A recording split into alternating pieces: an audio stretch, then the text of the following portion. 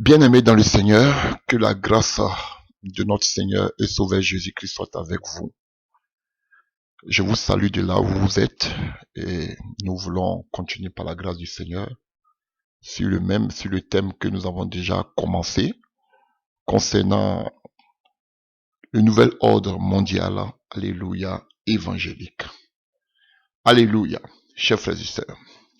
Dans la vidéo que je vous ai fait écouter, j'espère que tout le monde a écouté. Alléluia, ces vidéos. J'ai entendu quelque chose qui m'a sidéré. Alléluia. J'ai entendu cette phrase qui parlait de la civilisation judéo-chrétienne. La civilisation judéo-chrétienne. Une nation sous Dieu. Ça, on fait allusion à l'œcuménisme. Alléluia. Et qu'est-ce que c'est qu'une civilisation judéo-chrétienne? Comme je l'ai dit la dernière fois, le judaïsme est entré aujourd'hui dans l'église de Christ, dans les soi-disant églises réveillées. Alléluia. Voilà. Vous pouvez voir des signes, des objets, alléluia, de la loi ou du judaïsme encore on retrouve aujourd'hui, alléluia, dans ces bâtiments appelés églises. Je peux donner un exemple, tel que le chandelier. Alléluia. Est-ce que Jésus a pris avec un chandelier? Vous allez voir que aussi par certaines appellations, d'autres s'appellent aujourd'hui des sacrificateurs. Voilà. Donc, il y a des signes comme ça que nous voyons aujourd'hui dans l'église de Christ. Alléluia, chers frères et sœurs. Mais qu'est-ce que vous entendez par civilisation judéo-chrétienne? Sur quelle base, sur quel fondement? Tout croyant, alléluia, n'est pas régi par la loi. Il est régi par la foi, par la mort et la résurrection de Jésus-Christ. Celui qui parle du judaïsme fait référence à la loi. Et je ne crois pas que, alléluia, les Juifs, ou si vous voulez les Israélites, croient au Nouveau Testament ou à l'Évangile. Mais par contre, alléluia, l'Église, les croyants, les chrétiens, croient aux écrits de la Torah, des prophètes, et, alléluia, tout ce qui, des psaumes et autres, qui renferment l'Ancien Testament. Donc du coup, ça ne fait que l'affaire des Israélites, parce que vous croyez au moins à la loi, ou si vous voulez à l'Ancien Testament. Mais eux par contre, alléluia, ils ne croient pas au Nouveau Testament. Donc je me demande d'où vient cette alchimie. Je me pose la question. Par quelle alchimie on peut parler de civilisation judo-chrétienne? Je me pose la question. Sur quel fondement, sur quelle base? Alléluia, chers frères et sœurs. Voilà. Donc, nous avons dit la dernière fois que nous avons parlé des millénaristes, qui est le millénarisme, c'est, alléluia, c'est une doctrine religieuse qui soutient l'idée d'un règne terrestre du Messie, après que celui-ci aura chassé l'Antichrist et préalablement au jugement dernier. Cette pensée est présente dans certains courants du judaïsme. Donc, il y a la religion judaïque, alléluia, qui croit, alléluia, au règne messianique, parce que c'est dit aussi dans l'Ancien Testament, alléluia. Et puis, aussi, il y a aussi qu'on appelle les églises dites évangéliques, qui croient aussi, alléluia, les communautés religieuses comme les évangéliques, les témoins de Jéhovah, alléluia, voilà, l'église de Jésus-Christ les Mormons, des saints des derniers jours, qu'on appelle les Mormons, alléluia. Toutes ces personnes-là croient qu'il y aura un règne de 1000 ans. Alléluia. Même la religion judaïque. le judaïsme, croit au règne de 1000 ans, parce que c'est écrit dans la loi. Les évangéliques, ou si vous voulez, nous sommes si les évangéliques, alléluia, ou si vous voulez, peut-être si ça vous gêne, les églises dites, églises du réveil, croient aussi, alléluia, au règne de 1000 ans. Alléluia. Mais, est-ce que la religion judaïque, ou même le judaïsme, croit en l'enlèvement de l'église? Alléluia. Donc, au milieu de l'église de Christ, il y a beaucoup de personnes qui ne croient pas en l'enlèvement, mais qui croient au règne de 1000 ans. Et on voit ça dans l'Apocalypse. Alléluia. Et même dans la loi aussi, il y a des passages aussi qui parlent du règne de 1000 ans. Donc, alléluia. Ce courant judaïque et ces évangéliques croient à une seule chose unique. Ils sont tous unanimes qu'il y aura un règne de 1000 ans. Et pour eux, pour que le règne de 1000 ans puisse avoir lieu, alléluia, il faut que le temple soit rétabli. Alléluia. Bon, qu'est-ce qu'a à voir le temple avec le règne de 1000 ans? Nous l'avons un peu expliqué. Alléluia la dernière fois. Voilà. Nous savons qu'Israël n'a pas reconnu le Messie. Eux-mêmes, ils disent dans la définition que, alléluia, le règne de 1000 ans, même dans la loi, ce sera le Messie qui va vivre. On parle du règne messianique, comme Isaïe le dit. Alléluia. Mais Israël n'a pas reconnu Christ, Jésus-Christ, comme son Messie. Alors, qui va reconnaître Israël? Israël va reconnaître l'Antichrist, alléluia, comme le Messie. Parce que pour les Israélites, l'Antichrist qui vient, il sera puissant, il va faire des prodiges, il va envoyer un changement, alléluia. Donc, ils ne peuvent pas croire à quelqu'un qui est venu mourir comme un vulgaire personnage au poteau de la croix. Voilà.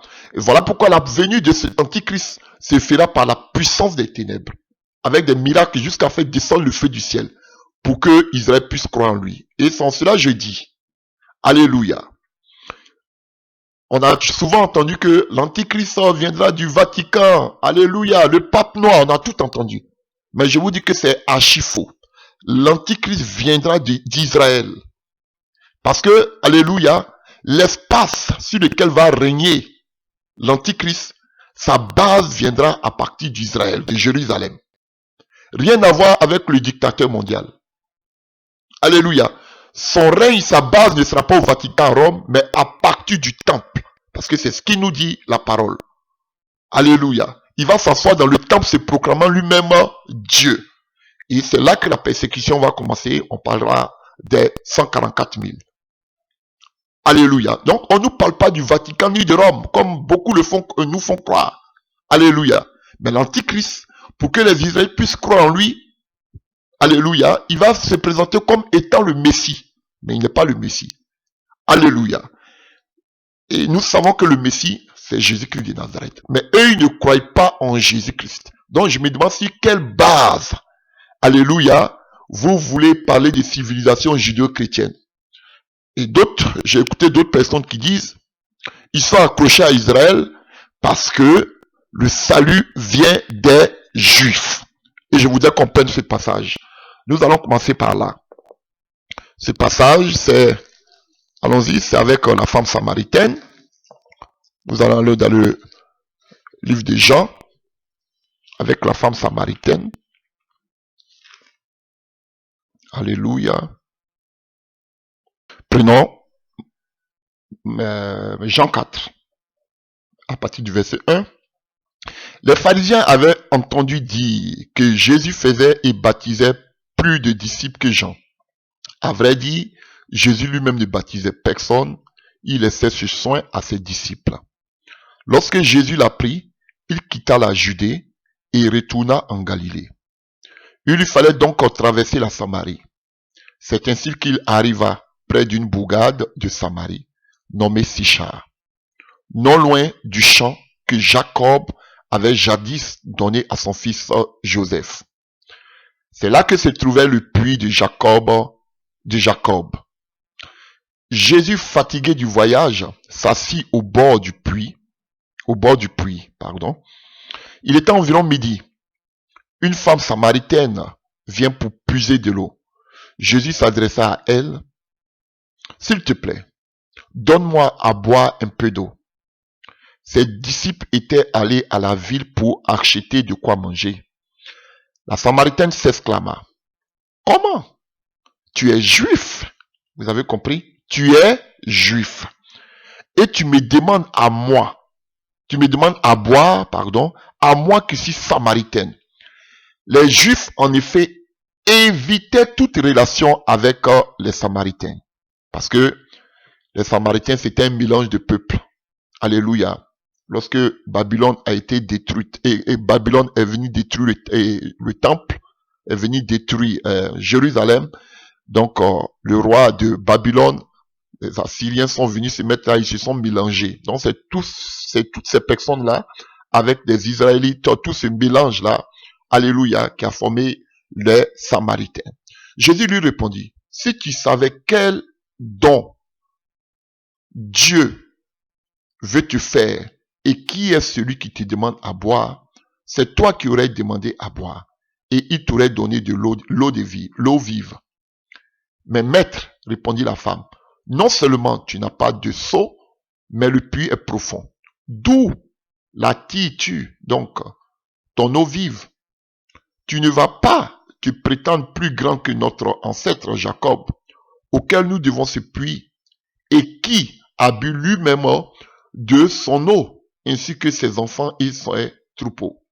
Celui qui boit de cette eau, reprit Jésus, aura de nouveau soif. Mais celui qui boira de l'eau que je lui donnerai n'aurait plus jamais soif. Bien plus, l'eau que je lui donnerai deviendra en lui une source intarissable qui jaillira jusqu'à dans la vie éternelle. Maître lui dit, alors la femme, donne-moi de cette eau-là pour que je n'ai plus soif et que je n'ai plus besoin de revenir puiser l'eau ici. Va donc chercher ton mari, lui dit Jésus, et reviens ici. Je ne suis pas marié, lui répondit-elle. Tu as raison de dire, je ne suis pas marié. En fait, tu l'as été 5 fois, et l'homme avec lequel tu vis actuellement n'est pas ton mari.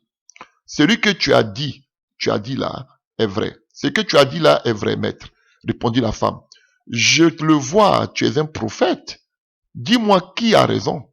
Nos ancêtres ont adoré Dieu sur cette montagne-ci. Vous autres, vous affirmez que l'endroit où l'on doit adorer c'est à Jérusalem. Crois-moi, lui dit Jésus, l'heure vient où il ne sera plus question de cette montagne, ni de Jérusalem pour adorer le Père. Vous adorez ce que vous ne connaissez pas, mais vous ne connaissez pas. Nous adorons ce que nous connaissons, car le salut vient du peuple juif. Car le salut vient du peuple juif. Car le salut vient du peuple juif. Alléluia. Le salut vient du peuple juif. Mais le peuple juif n'est pas le salut. C'est ça. Alléluia. Le peuple juif, c'est une indication. C'est une orientation. Mais le peuple juif n'est pas, alléluia, le salut. Alléluia. Voilà ce que je vais dire. Est-ce que le salut, c'est un lieu? Est-ce que c'est le mont Garizim? Ou bien est-ce que c'est à Jérusalem qu'il faut adorer? Est-ce que le salut, c'est le peuple juif ou bien c'est le peuple samaritain? Non, Jésus dit, le salut vient du peuple juif. Mais qui est le salut? Ou bien c'est quoi le salut? C'est la question qu'il faut se poser. Jésus nous dit que le salut vient du peuple juif. Jésus ne nous dit pas que le salut c'est le peuple juif. Il nous dit pas aussi que le salut se trouve à Jérusalem. Pour qu'on puisse faire, alléluia, des voyages à ne point en finir à Jérusalem. Ce n'est pas à Jérusalem qu'il faut adorer, comme lui-même il a dit. Ce n'est ni sur cette montagne, ni à Jérusalem qu'il faut adorer. Mais on pense que quand partant prier à Jérusalem, on sera béni, on sera peut-être délivré, on sera sanctifié. Non. Alléluia. Le salut ne se trouve pas dans le peuple juif. Le salut ne se trouve pas à Jérusalem. Mais le salut, alléluia, c'est quelqu'un que je vais vous présenter. C'est là tout le problème. Parce qu'aujourd'hui, pour justifier le fait de leur accointance avec le peuple d'Israël, avec le judaïsme, ils disent qu'ils le font, alléluia, parce que Jésus a dit le salut vient du peuple juif. Donc, eux, ils préfèrent rester avec les juifs. Moi, je ne suis pas, alléluia, antisémite. Moi, je ne suis pas antisémite. J'aime les juifs. Mais je veux éclairer la lanterne de l'église de Christ. On est vraiment mal barré, on fait une erreur. Vous voyez? Et l'erreur cruciale, c'est que les croyants, alléluia, croient au millénium. La religion judaïque, ou bien le judaïsme, croit aussi au millénium, au règne messianique. Donc, du coup, qu'on appelle le judaïsme et les croyants se mettent en accord pour pouvoir, alléluia, accomplir ce dessein-là. La venue du Messie, le règne du Messie sur terre. Voilà ce qu'ils sont en train de nous préparer. Alléluia. Jésus ne nous a pas dit de préparer le millénium. Il nous dit de nous préparer parce qu'il vient nous enlever pour nous aller avec nous au ciel. Mais comme il y a beaucoup de croyants qui ne croient pas en l'enlèvement de l'église, eux, ils croient plutôt au millénium. Donc, ils se mettent en accord avec le judaïsme, ceux qui pratiquent le judaïsme, qui croient aussi au millénium et ils ont la même croyance. Alléluia. Et ce qui fait bizarre, c'est que ceux qui pratiquent le judaïsme, et ils entendent leur Messie qui va venir régner pendant 1000 ans et les débarrasser de tous les ennemis. Et les chrétiens aussi, et ils disent qu'ils ont déjà leur Messie qui est Christ. Alléluia, Jésus-Christ, auquel ceux qui pratiquent le judaïsme n'y croient pas. Donc voici une belle hypocrisie. Et ils sont ensemble. Alléluia. Chacun sait que son Messie va régner 1000 ans. Donc pour eux, ils se disent que, alléluia, pour les croyants, ils se disent que c'est Jésus. Pour ceux qui pratiquent le judaïsme, ils se disent que leur Messie n'est pas encore arrivé. Leur Messie va arriver. Alléluia. Donc, voilà le dilemme dans lequel l'Église aujourd'hui est plongée. Alors, vous ne croyez pas au même Messie. Alléluia. Paul a parlé du Messie. Jésus même là a parlé qu'il était le Messie. Ils n'ont pas cru. On voulait même le tuer. Alléluia. Si vous voulez, je vais vous présenter ça tout à l'heure. Alléluia. Même Jean-Baptiste, il voulait savoir si c'était Jésus-Christ le Messie ou bien il devait attendre un autre. Et quand vous prenez Jean 10, je suis là, donc Jean 10, à partir du verset 24, je crois, excusez-moi, Jean, prenons à partir du verset 22. Le moment, Jean 10, à partir du verset 22. Le moment vient où l'on célébrait à Jérusalem la fête de la consécration. C'était l'hiver. Jésus allait et venait dans la cour du temple, dans la galerie de Salomon. Alors on fit cercle autour de lui et on l'interpella. Combien de temps nous tiendras-tu encore en haleine? Si tu es le Messie, dis-le-nous clairement. Je vous l'ai déjà dit, lui répondit Jésus, mais vous ne croyez pas. Pourtant, vous avez vu les actes que j'accomplis au nom de mon Père. Ce sont eux qui témoignent à ma faveur. Mais vous ne croyez pas. Pourquoi? Parce que vous ne faites pas partie de mes brebis. Mes brebis écoutent ma voix. Je les connais et ils me suivent. Je leur donne la vie éternelle. Jamais elles ne périront. Et personne ne pourra les arracher de ma main. Mon Père qui me les a donnés est plus grand que tous.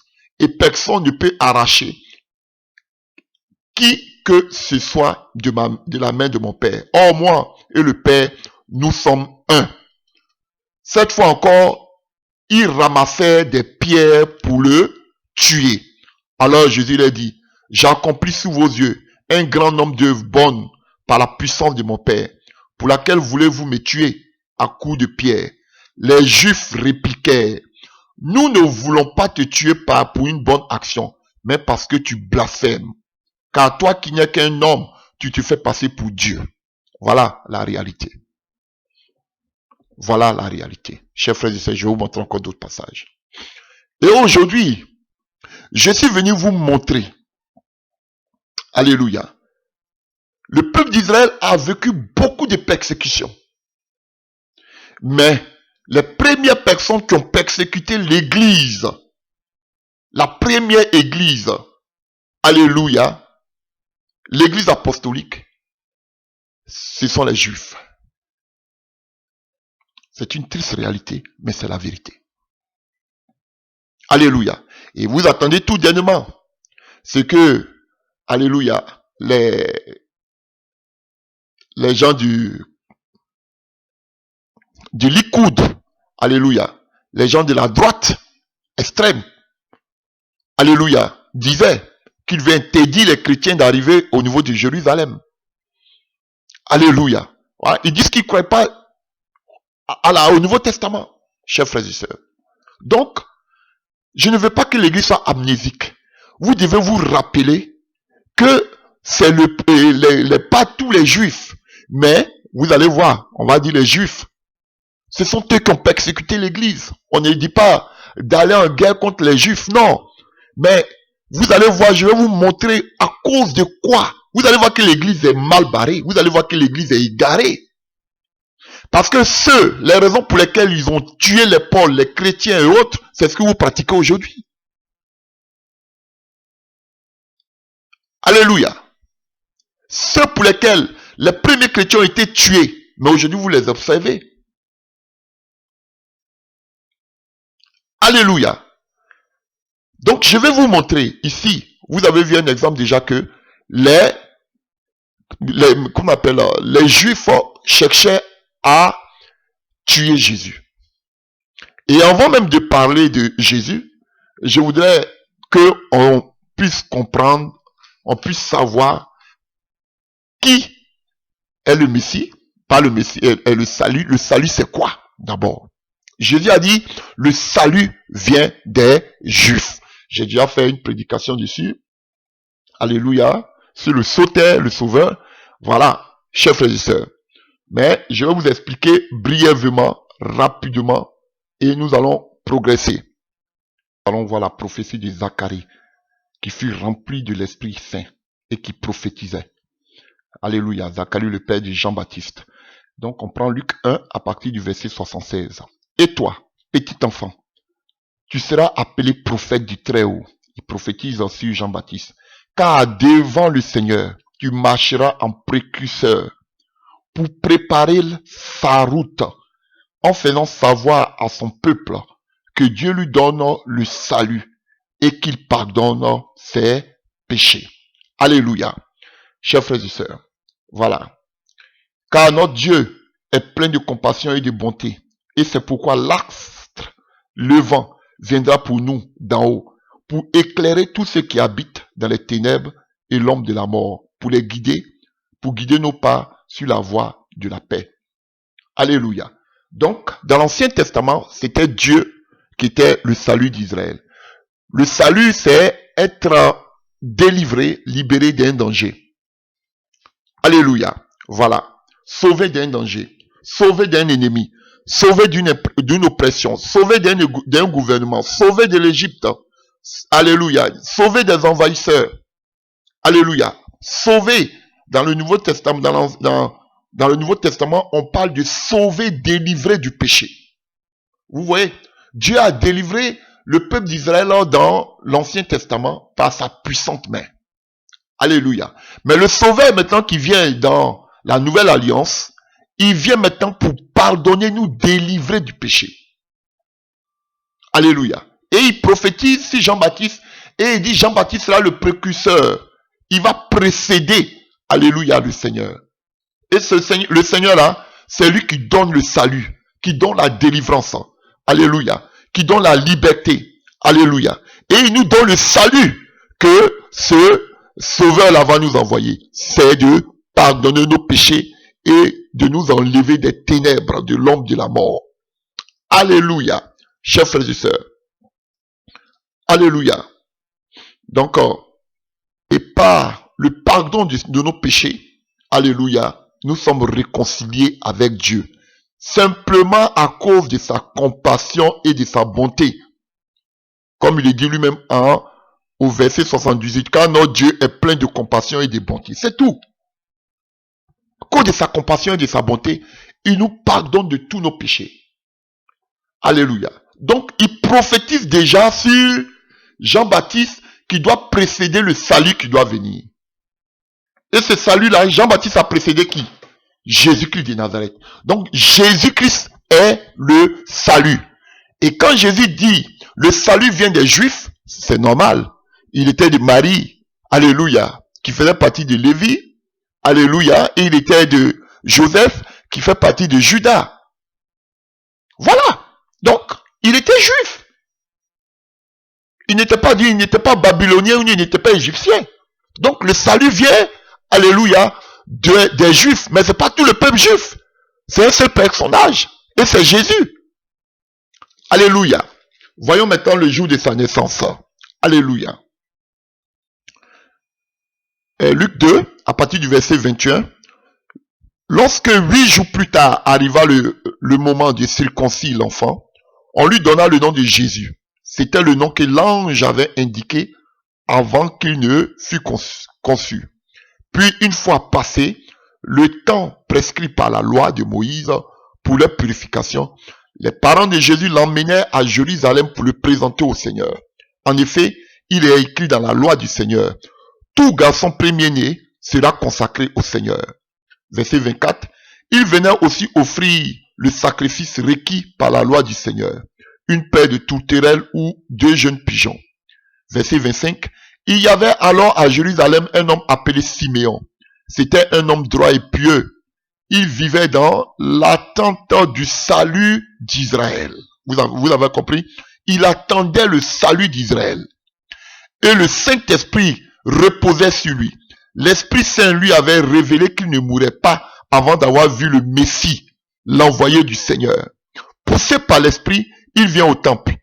Quand les parents de Jésus apportaient le petit enfant pour accomplir les rites qu'ordonnait la loi, Siméon le prit dans ses bras et loua Dieu en disant, maintenant Seigneur, tu laisses ton serviteur s'en aller en paix. Tu as tenu ta promesse, car mes yeux ont vu le Sauveur qui vient de toi. Alléluia. Et le Sauveur ici, littéralement, c'est le salut. Littéralement, c'est le salut. Il a vu ton salut. Il a vu le salut de Dieu. Le salut d'Israël. Donc, c'est Jésus-Christ qui est le salut. C'est pas tout le peuple d'Israël qui est le salut. C'est Jésus-Christ qui est le salut d'Israël. Mais ils n'ont pas reconnu ce salut-là.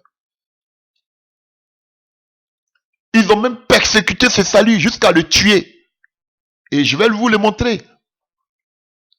Alléluia. Donc l'église ne doit pas oublier. Je ne vais pas pousser les gens à la haine. Mais ils doivent savoir, alléluia, que ceux qui ont persécuté l'église, qui ont persécuté Jésus jusqu'à le tuer, les Paul, ce sont les Juifs. Et je vais vous montrer. Et je ne comprends pas que l'église puisse se mettre en accord avec Israël pour chercher à rebâtir le 3e temple. Au nom du millénium, du règne du Messie. Mais quel Messie? Vous ne croyez même pas au même Messie. Alléluia. Et prenons Acte 4 à partir du verset 12 que vous connaissez. Acte des apôtres 4 à partir du verset 12. Alléluia. C'est en lui seul que se trouve le salut. Dans le monde entier, Dieu n'a jamais donné le nom d'aucun autre homme par lequel nous devons être sauvés. Donc il n'y a pas de salut en aucun autre. C'est seulement en Jésus-Christ qu'il y a le salut. Alléluia. Donc le salut là, ce n'est pas Jérusalem. Le salut, ce n'est pas le peuple d'Israël. Le salut vient des Juifs, parce que Jésus-Christ était juif. Mais le salut, c'est Jésus. Et ça s'arrête là. Ça s'arrête là. Alléluia. Nous avons vu que Zacharie a dit tout à l'heure, le père de Jean-Baptiste, que le salut qui vient, c'est pour nous pardonner de tout péché. Prenons Acte 10 à partir du verset 42 à 43. Jésus nous a donné l'ordre de prêcher au peuple juif.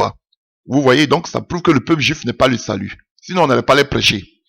Et de proclamer. Vous avez vu? Donc ça veut dire que la mission même de l'église, c'est de prêcher au peuple juif que Jésus-Christ est le Messie. Mais c'est pas ce que vous faites. Paul nous dit ici que, et je dis Paul, et l'auteur, Luc nous dit, Jésus nous a donné l'ordre de prêcher au peuple juif et de proclamer que c'est lui que Dieu a désigné pour juger les vivants et les morts. Verset 43, tous les prophètes ont parlé de lui en disant que tout homme qui croit en lui reçoit par lui le pardon de ses péchés. Voilà ce que nous devons prêcher aux Israélites. Ça ne sert à rien de partir en Israël, à Jérusalem. C'est beau. Alléluia. Voilà, vous pouvez aller voir les sites et autres. Mais vous devez aussi évangéliser les Israélites. Pour leur dire que c'est Christ qui est le Messie. C'est Jésus qui est le Messie. Qui peut les pardonner de leurs péchés. Parce que comme Zacharie était sacrificateur sous l'alliance, l'ancienne alliance, mais il prédit, il prophétise que le salut qui vient là, c'est pour pardonner le péché de toute l'humanité, d'Israël. Donc lorsque vous partez en Israël, vous faites vos voyages en Israël, annoncez au peuple d'Israël que Jésus-Christ est le Messie, qui c'est lui seul qui peut les purifier de leurs péchés. Voilà la mission que vous devez avoir quand vous partez en Israël. Pas seulement aller voir les sites historiques, mais vous devez annoncer l'évangile aux Juifs. Leur dire qu'ils n'ont pas reconnu le Messie. Ayez le courage de leur dire cela.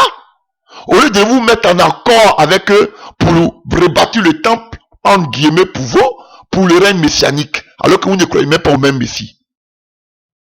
Voici l'hypocrisie dans laquelle l'église est vautrée. Et quand vous partez en Israël, vous appelez les Juifs vos frères. Vous n'êtes pas frères. Ils croient en Moïse. Et ils disent qu'ils sont serviteurs de Moïse. Vous croyez en Christ.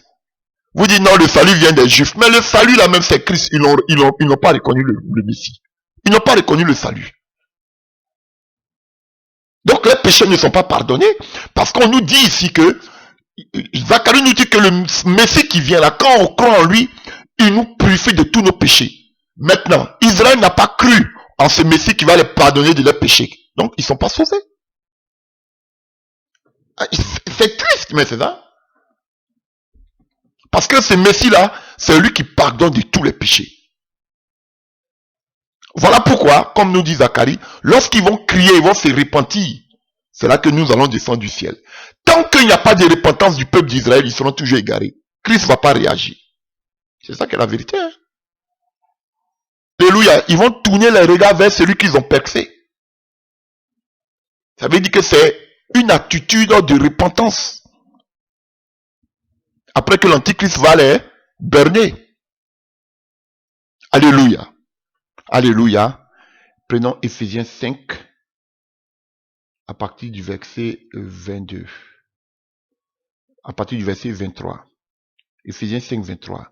Le mari en effet est le chef de la femme, de sa femme, comme le Christ est le chef, la tête, le képhalé de l'église, qui est son corps et dont il est le sauveur, littéralement, dont il est le salut. Alléluia. Tite 2, à partir du verset 13 à 14. En entendant que se réalise notre bienheureuse espérance, la révélation de la gloire de Jésus-Christ, notre grand Dieu et sauveur. Sauveur encore là, c'est salut. Donc notre grand Dieu là, c'est lui que notre salut, c'est Jésus. Allez-y, dites ça devant un Israélite qui pratique le judaïsme. Il va vous dire sacrilège. Voilà. Donc, sur quelle base vous vous mettez en accord avec Israël pour chercher à rebâtir ensemble le temple? Je ne sais pas. Église de Christ. Alléluia. Voilà. Je vais vous montrer maintenant que la première église chrétienne a été, même à commencer par Jésus. Alléluia. Voilà, si vous voulez voir encore que Jésus, il sauve son peuple du péché, il y a Matthieu 1, à partir du verset 21, Actes 5, 31, Tite 1, 4, Tite 2, verset 13 à 14 que nous venons de lire. Alléluia. Voilà. Donc, je vais vous montrer que Christ, ce sont les Juifs. C'est pas moi qui le dis, c'est Paul qui le dit. Alléluia. Ce sont eux qui ont fait tuer Jésus-Christ. Allons-y. C'est pas pour vous amener à la rébellion, hein. C'est pour vous ouvrir les yeux. Alléluia. Parce que je me demande dans quoi vous êtes. Allons-y. Dans 1 Thessaloniciens. C'est pas moi je le dis.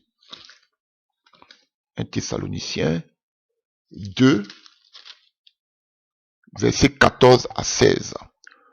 Vous l'avez montré, frère, en suivant l'exemple des églises de Dieu en Judée, qui appartiennent à Jésus-Christ. Car vous aussi, vous avez souffert de la part de vos compatriotes les mêmes persécutions qu'elles ont endurées de la part des Juifs. Ça, on parle de l'église. Ce sont eux qui ont fait mourir le Seigneur Jésus. C'est pas moi qui ai dit, hein. C'est Paul qui dit ici. Ce sont ces Juifs-là qui ont fait mourir le Seigneur Jésus. Et les prophètes, ils nous ont persécutés nous-mêmes. Ils ne se soucient nullement de plaire à Dieu et se montrent ennemis de tous les hommes. Ils essaient en effet de nous empêcher d'annoncer aux non-juifs la parole qui leur apporte le salut. Et ce salut-là, c'est en Jésus. Et ils portent ainsi les combles, les péchés qu'ils ont sans cesse commis. Aussi la colère de Dieu a-t-elle fini par les atteindre. Alléluia. Je sais que le peuple d'Israël a subi beaucoup d'outrages, beaucoup de persécutions. Je ne veux pas revenir et remettre encore le couteau dans la plaie. Alléluia. Mais le peuple d'Israël aussi doit demander pardon à l'église. Frère, voilà, c'est ce que Paul dit. Le peuple d'Israël doit demander pardon à l'église. Parce que c'est le peuple d'Israël, ce sont les Juifs qui ont massacré les chrétiens. Les premiers. Avant même que les Romains viennent, les premiers, ce sont les Juifs. Donc, de la même manière qu'il y a eu je ne veux pas, excusez-moi, je ne vais pas utiliser les thèmes qui ont fait beaucoup saigner. Alléluia. Voilà. Le peuple d'Israël, j'ai beaucoup de compassion pour eux. Ils ont beaucoup souffert. Alléluia. Et tout le monde entier reconnaît cela. Mais eux aussi, ils ont une part de responsabilité dans la persécution des premiers chrétiens. Alléluia. Et là, ils ne veulent même pas, ils veulent continuer cette persécution parce qu'ils se disent que nous sommes égarés. Voilà. Et que on va contre la loi que Dieu a donnée à Moïse. Frère, c'est une réalité. Si l'église est égarée, si Israël est égaré, c'est parce qu'ils n'ont pas accepté la vérité biblique, la vérité de Dieu. Et je vais vous montrer cette vérité que Paul prêchait. Je vais vous montrer cette vérité que Paul prêchait aux Juifs. Alléluia. C'est une vérité qu'il faut dire. Si le peuple d'Israël est égaré spirituellement, c'est parce qu'ils ont tué le Messie. C'est une réalité. C'est triste, mais c'est ça qui est la vérité. Jésus-Christ les aime. Jésus est sorti du peuple juif. Pourquoi il n'agit pas? Tant que le peuple d'Israël ne se répand pas, ils ne verront pas le salut. C'est lui seul qui sera les secours. Alléluia. Et les choses sont déjà écrites. Ils ne vont pas reconnaître le Seigneur Jésus jusqu'à ce qu'ils croient que l'Antichrist est le Messie qu'ils attendent. Et lorsque l'Antichrist va leur dire de l'adorer, c'est là qu'ils vont comprendre qu'ils ont fait une grave erreur. et ils vont revenir vers le Messie des chrétiens, Jésus-Christ. Et c'est en cela que toute l'armée du ciel, alléluia, va descendre le jour de l'Armageddon pour libérer le peuple d'Israël. Sinon, actuellement là, ils sont égarés. C'est une triste réalité. Donc, vous qui partez régulièrement à Israël là, lorsque vous arrivez en Israël, évangélisez-les. Dites-leur que Jésus-Christ est le Messie. Ne partez pas regarder seulement les sites ou deux tombeaux de Jésus. On ne sait même pas quel est le vrai tombeau. C'est même pas même le tombeau même. Je ne sais pas. Vous partez regarder deux tombeaux. Alléluia. Tombeau des catholiques, tombeau des protestants. Voilà. Confusion totale. Mais vous êtes là-dedans. Prenez le temps pour annoncer l'évangile à ces Israélites. Alléluia. C'est ça la vérité. Ils ont massacré Christ. Ils ont massacré les premiers chrétiens. Voilà. Alléluia. Prenons ici, dans Jean 11, à partir du verset 45. Complot contre le maître de la vie. En voyant ce que Jésus avait fait, beaucoup de ceux qui étaient venus auprès de Marie crurent en lui. Quelques-uns, cependant, s'en allaient trouver les pharisiens et leur rapportèrent ce que Jésus avait fait. Alors les chefs des prêtres et les pharisiens convoquèrent le grand conseil. Qu'allons-nous faire, disaient-ils. Cet homme accomplit trop de signes miraculeux. Si nous le laissons faire de la sorte, tout le monde va croire en lui. Alors, les Romains viendront et détruiront notre temple et notre nation. Voici les premiers signes des religieux. Le temple, leur identité. Alléluia. L'un d'eux, qui s'appelait Caïphe, alléluia, et qui était grand prêtre en cette année-là, prit la parole. Vous n'y attendez rien, leur dit-il. Vous ne voyez pas qu'il est de notre intérêt qu'un seul homme meure pour le peuple, pour que la nation ne disparaisse pas tout entière. Or, ce qu'il disait là ne venait pas de lui, mais il était grand prêtre cette année-là. Et c'est en cette qualité qu'il déclara sous l'inspiration de Dieu qu'il fallait que Jésus-Christ meure pour son peuple. Écoutez bien. Et ce n'était pas seulement pour son peuple qu'il devait mourir, ça veut dire Israël, c'était aussi pour rassembler tous les enfants de Dieu dispersés à travers le monde et les réunir à un seul peuple. C'est ce jour-là que les chefs, écoutez bien, des Juifs prirent la décision de faire mourir Jésus. Jésus cessa donc de se montrer en public. Il partit de là et se retira dans la région voisine du désert, dans une ville nommée Ephraïm, et il passa quelque temps avec ses disciples. Vous avez compris? Donc, ce sont eux qui l'ont tué. Alléluia. Ils ont préféré un criminel, alléluia, par rapport à Jésus. Alléluia, chers frères et sœurs. Jean 19. Je vais lire pour que vous puissiez comprendre. Alléluia. Alors, Pilate donna l'ordre d'emmener Jésus et de le faire fouetter. Les soldats lui mirent sur la tête une couronne tressée de rameaux épineux et ils l'affublaient d'un manteau de couleur pourpre. Et s'avançant au devant de lui, il s'écriait, « Salut, roi des Juifs !» Et il lui donnait des gifles. Pilate sortit de nouveau du palais et dit au chef des Juifs, « Voilà, je vous le fais amener ici dehors pour que vous sachiez que je ne trouve en lui aucune raison de le condamner. » Jésus parut donc dehors portant la couronne d'épines et le manteau de couleur pourpre. Pilate leur dit, « Voici l'homme. » En le voyant, les chefs des prêtres et les gardes se mirent à crier, « Crucifiez-le, crucifiez-le. » Vous n'avez qu'à le prendre, leur lança Pilate, et le crucifier vous-même. Moi, je ne trouve aucune raison de le condamner. Les chefs des Juifs répliquèrent, « Nous n'avons une loi, et d'après cette loi, il doit mourir, car il a prétendu être le Fils de Dieu. » Et puis bon, vous maintenant les chrétiens, vous dites que vous croyez que Jésus-Christ est le Fils de Dieu. Et ils disent que Dieu ne peut pas avoir de fils et que selon la loi, Jésus-Christ doit mourir parce qu'il a blasphémé. Mais comment vous pouvez croire encore en cette loi? Voilà. Je suis choqué au fait. Il dit selon la loi, Jésus-Christ doit mourir parce qu'il prétend qu'il est le Fils de Dieu. Alors que vous les chrétiens, vous croyez que Jésus-Christ est le Fils de Dieu. Donc par quelle alchimie vous allez vous mettre ensemble avec les Juifs? Je me pose la question. Qui ne croient même pas à l'évangile, ni à votre Messie. Regardez, ils disent de le crucifier. Alléluia. Ces propos effrayèrent vivement Pilate.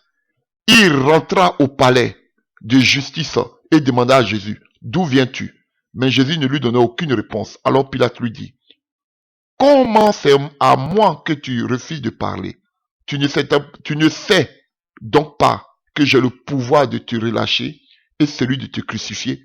Jésus lui répondit, tu n'auras aucun pouvoir sur moi, s'il ne t'avait été donné d'en haut. Voilà pourquoi celui qui me livre entre tes mains est plus coupable que toi. Et qui a livré Jésus-Christ entre les mains de Pilate? Ce sont les Juifs. Ils sont plus coupables que les Romains.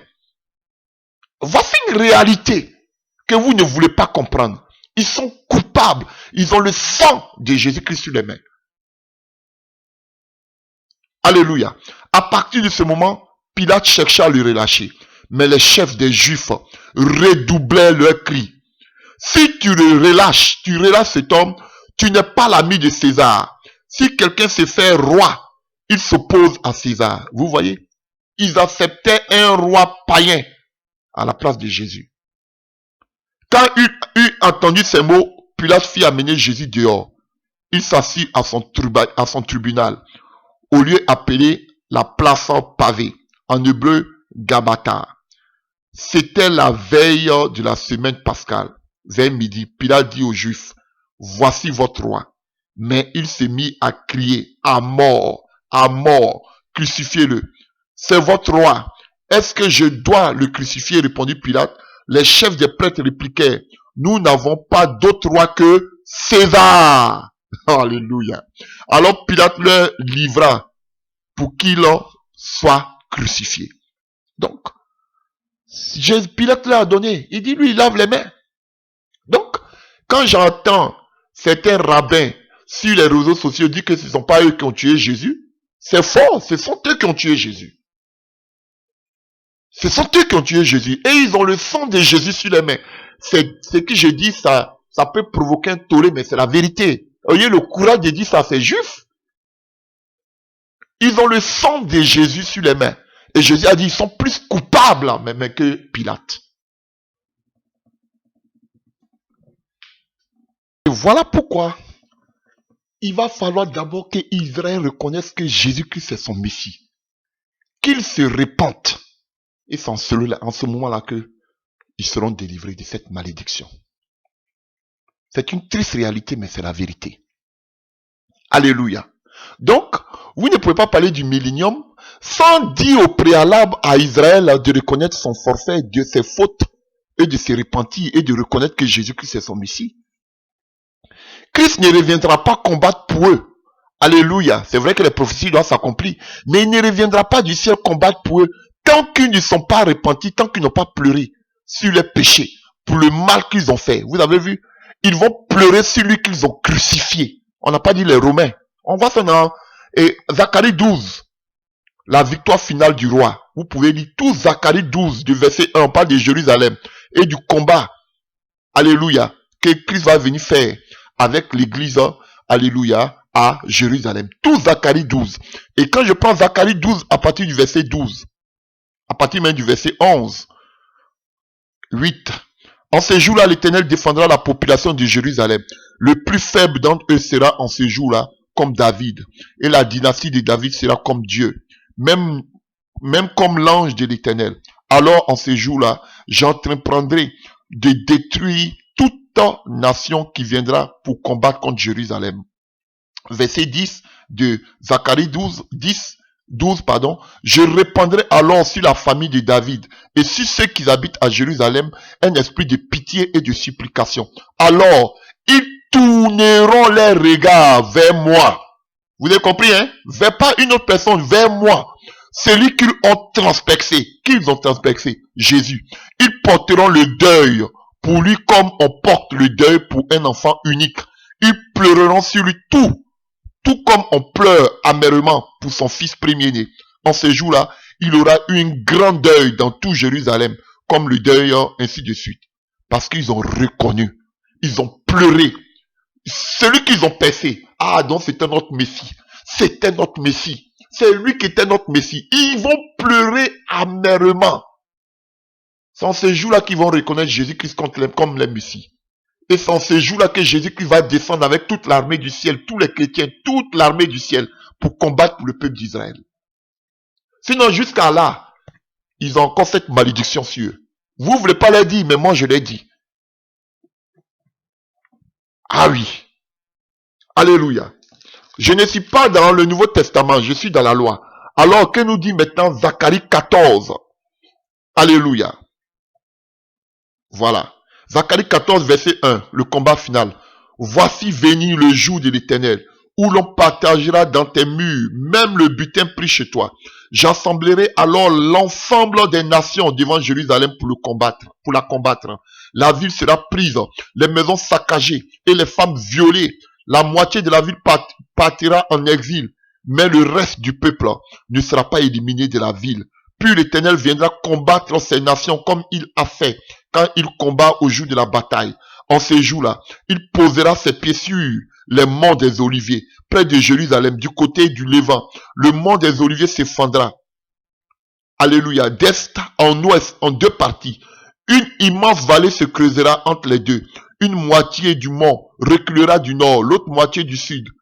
Et la vallée des montagnes sera comblée, car elle s'étendra jusqu'à Hatzal. Elle sera comblée en ce jour-là, comme elle a été comblée lors du tremblement de terre, au temps d'Ozias, roi de Juda. Puis l'Éternel, mon Dieu, viendra avec tous les saints anges. En ce jour-là, il n'y aura plus de lumière, plus de froid, plus de gel. Ce jour sera unique. Il est connu de l'Éternel. Et il n'y aura ni jour ni nuit. Et même le soir, la lumière brillera. En ce jour-là, les eaux vives jailliront de Jérusalem et couleront moitié vers la mer morte.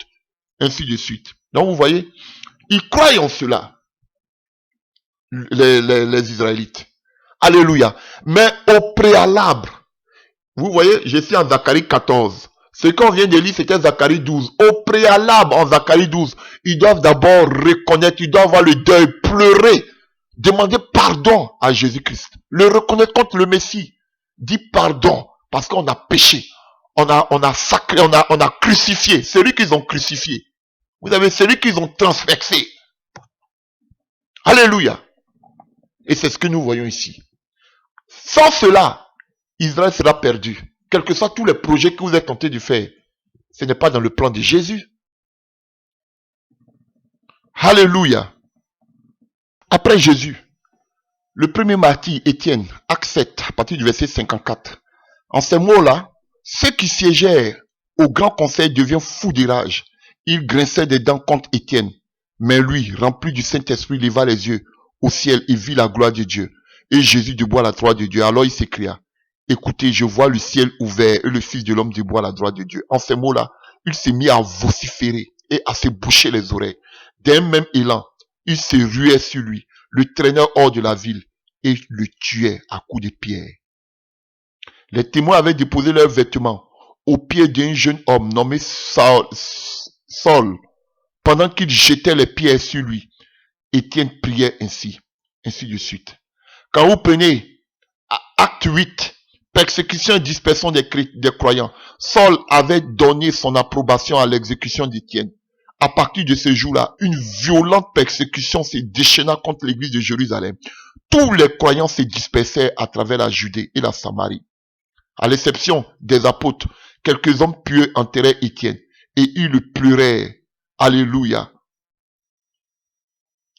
Et il le pleurait beaucoup. Quant à Saul, il cherchait à détruire l'église, allant de maison à maison pour en arracher les croyants, hommes et femmes, et les jeter en prison. Alléluia. Vous comprenez, chers frères et sœurs? Et ça encore, C'était les Juifs.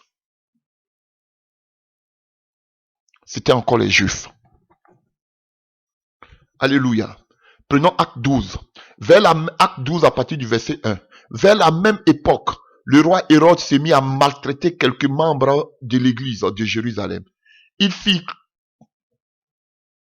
tuer par l'épée Jacques, le frère de Jean. Quand il aperçut que cela plaisait à qui? Aux Juifs.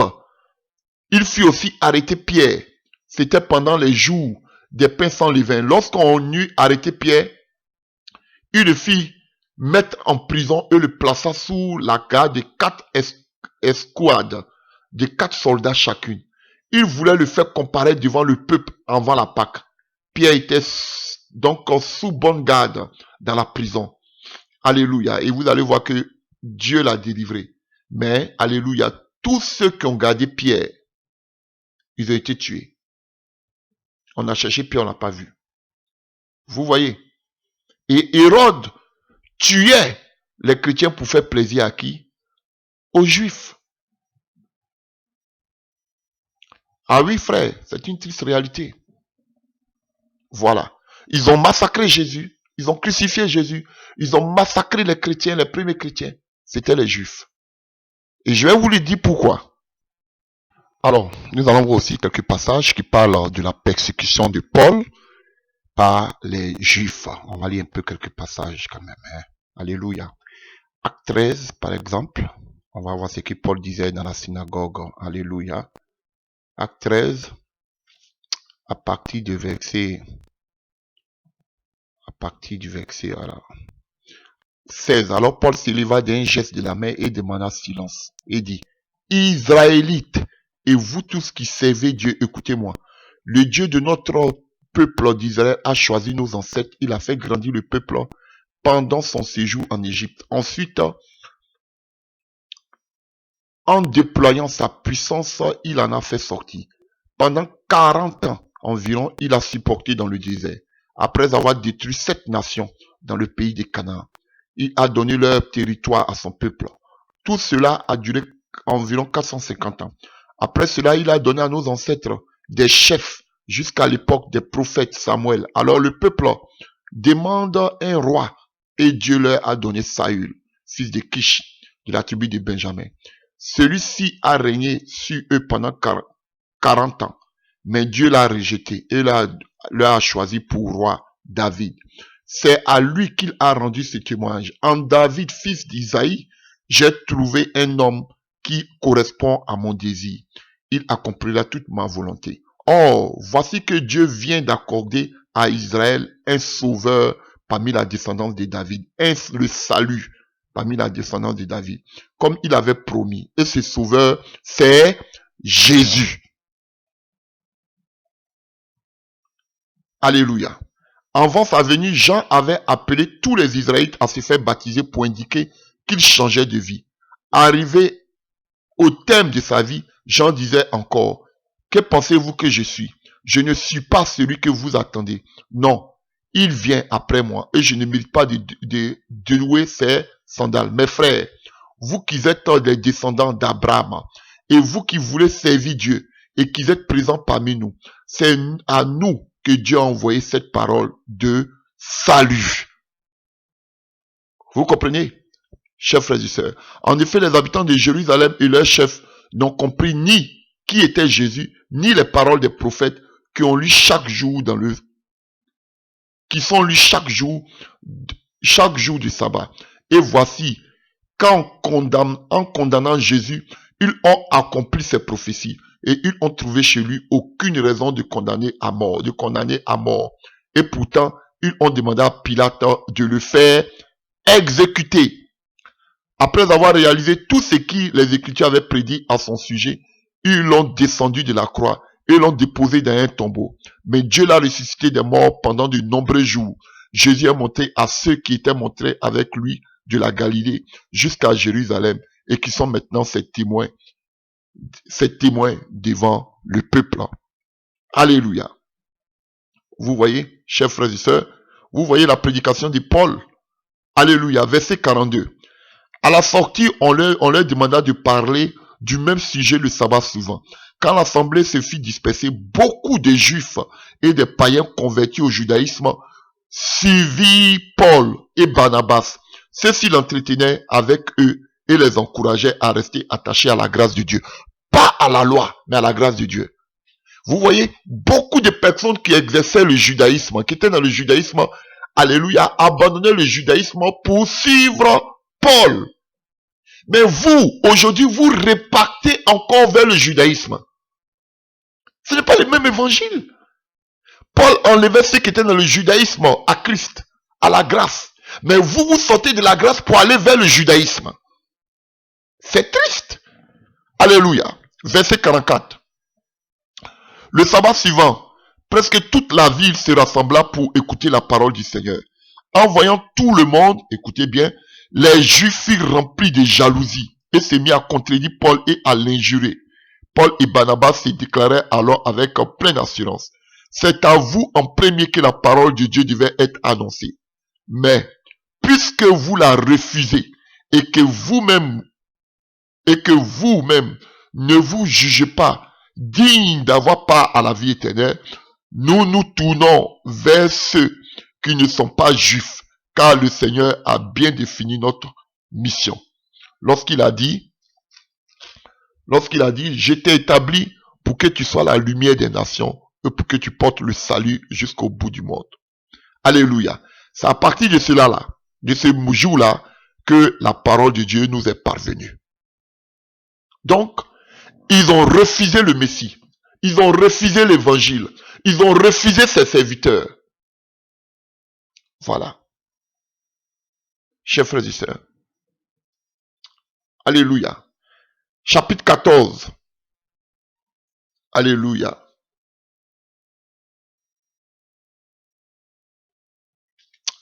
Lisons chapitre 14. On peut prendre à partir du verset 48 de Acte 13. Quand les non-juifs attendirent parler ainsi, ils furent remplis de joie et ils se mirent à louer Dieu pour sa parole. Et tous ceux qui étaient destinés à la vie éternelle crurent. La parole du Seigneur se répandant dans toute la contrée avoisinante.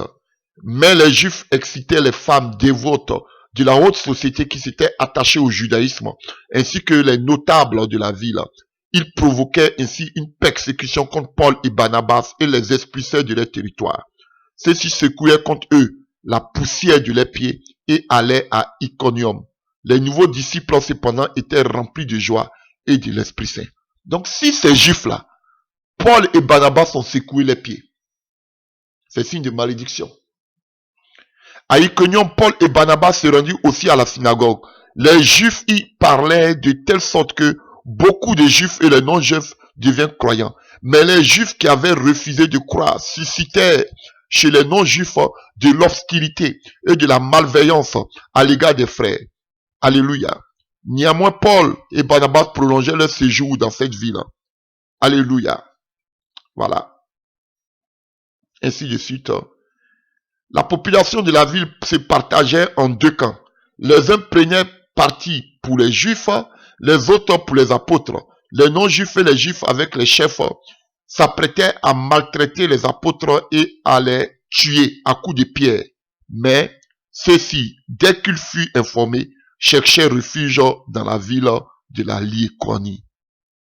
Vous avez vu, il y a tellement de passages que je peux vous donner, chers frères et sœurs. Alléluia.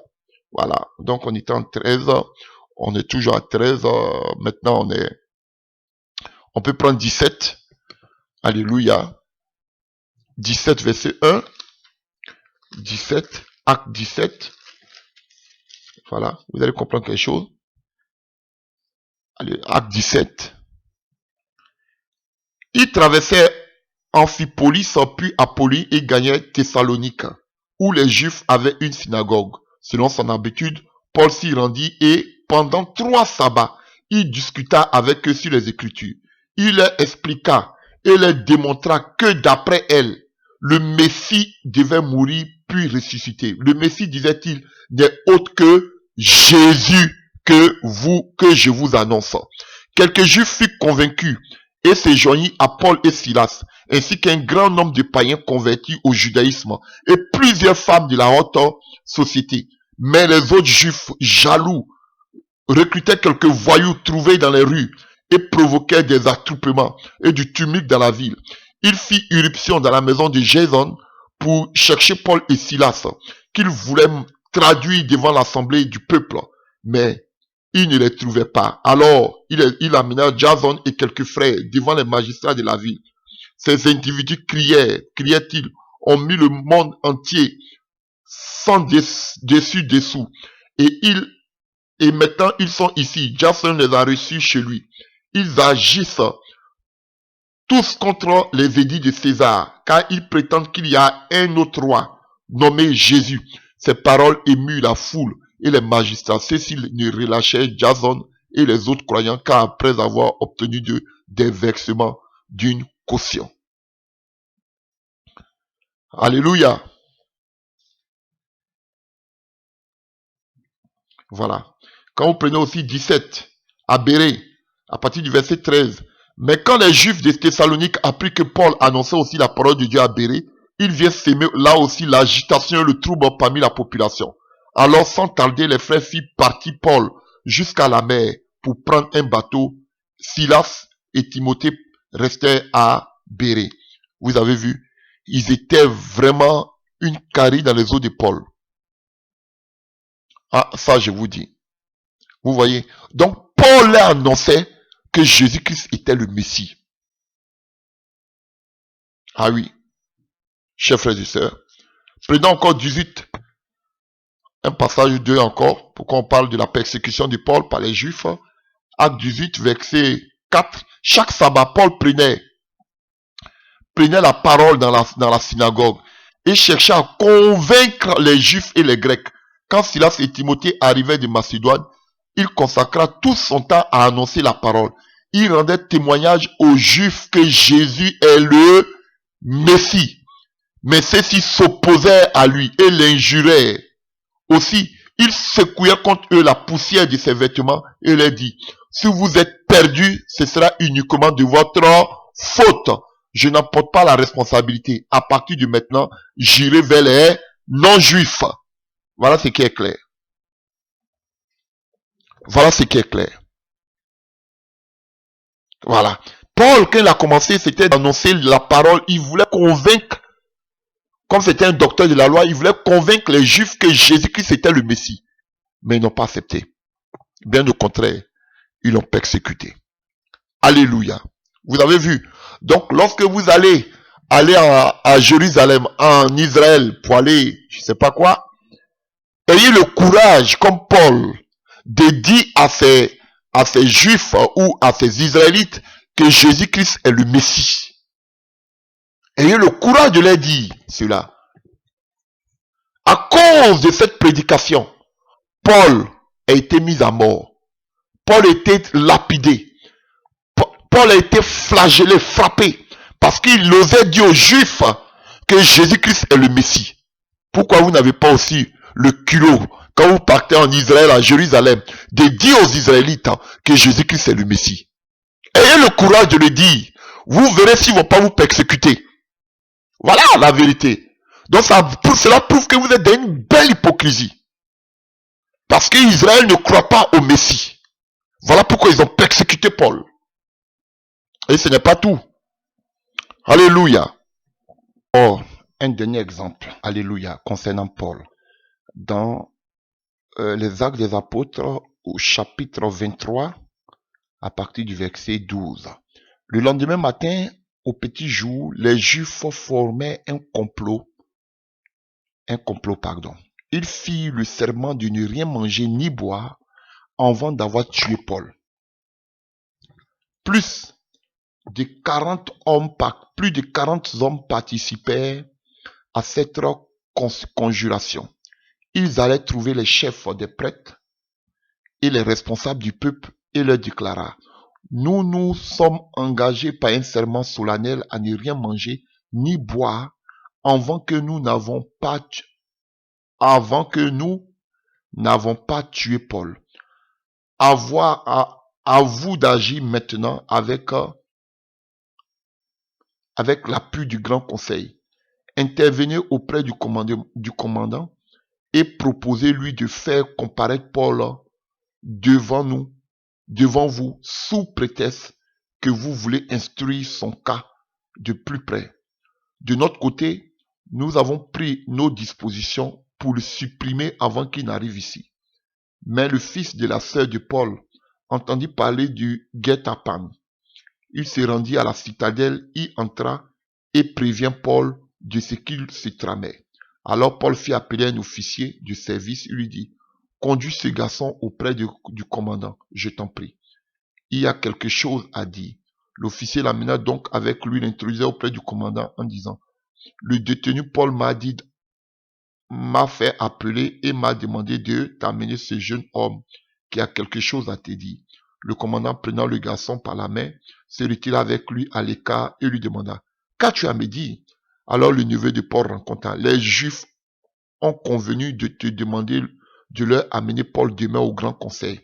Il dit qu'il veut examiner son cas de plus près, mais surtout ne te laisse pas prendre. Ils sont à plus de 40 qui préparent un guet-apens contre lui.